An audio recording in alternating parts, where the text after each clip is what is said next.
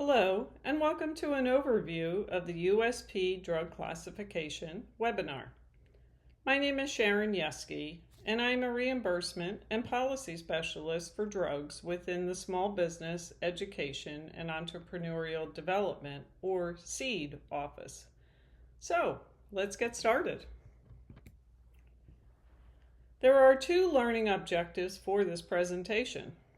First, to understand the role of USP in drug classification system development and revision, and secondly, the relationship to payer formularies. So why is the USP important to securing reimbursement for your new drug? First, having a drug approved by the FDA is first and foremost to move forward to potential commercial success. However, it's equally important to ensure reimbursement by payers and providers for widespread adoption and uptake into the marketplace.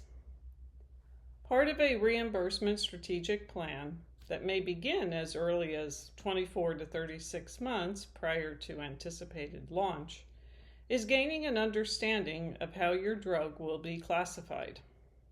Basically, where the drug is classified on a payer's covered drug formulary may well determine whether it is a preferred drug versus a non-preferred drug.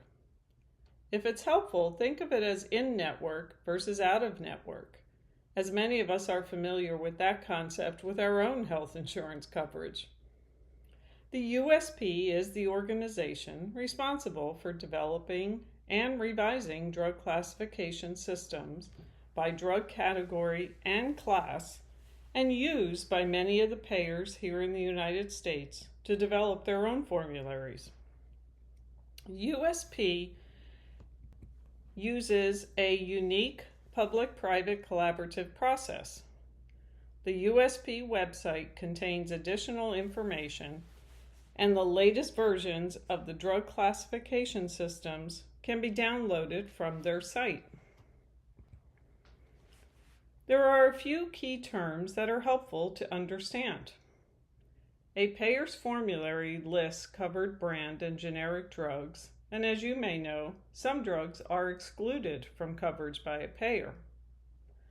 Under USP, a category is the broadest classification of a drug, while a class is a more granular subset within a category. Sometimes you may even hear the term first in class. This means the drug has a novel mechanism of action that offers a new therapeutic approach to treating a disease or condition. In contrast, next in class drugs are those with a similar mechanism of action to existing drugs. Achieving a first in class designation requires planning time, as the process to potentially achieve this designation may take up to 3 years. There is no guarantee that it will be granted by the USP. The best way to initiate that process is to outreach directly to the USP organization for further direction and information. There are two primary drug classification systems maintained by the USP organization. First, the USP Medicare Model Guidelines, and secondly, the USP Drug Classification. The names might sound a little confusing. The Medicare Model Guidelines are a result of the Medicare Prescription Drug Improvement and Modernization Act of 2003 that originally created the Medicare Part D prescription benefit. The Medicare Model Guidelines is a list of categories and classes of FDA-approved drugs that are used by the payers that offer the Medicare Part D prescription benefit. There is a requirement that Part D plans cover at least 2 drugs in each USP drug category and class. CMS, the Centers for Medicare and Medicaid, use the model guidelines to update their Medicare Part D formulary requirements for payers on a regular basis, at minimum, at least once annually. In contrast, the USP drug classification is an independent drug classification system. It is not endorsed by Medicare. It can be used by any stakeholder, for example, a payer, a hospital pharmacy and therapeutics committee for their own internal formulary development and review processes, or even used in a study. And it is a more comprehensive list of FDA-approved drugs for outpatient drug coverage. This chart shows a brief comparison of the two drug classification systems with some key highlights regarding what their focus is and the process. Public input is highly encouraged and can be done through stakeholder engagement. For example, meeting with USP or using the public comment process. And again, focus here also that the revision cycle for the Medicare model guidelines is done every 3 years.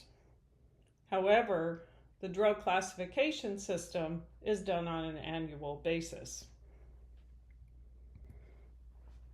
So, in summary, remember, the USP revises and updates drug classification systems on a continuous basis. The Medicare model guidelines apply to Medicare Part D payers, while the USP DC is an independent drug classification system that can be used by various stakeholders. And most important, knowing how your drug will be classified is a key element for a successful reimbursement strategic plan for a new drug.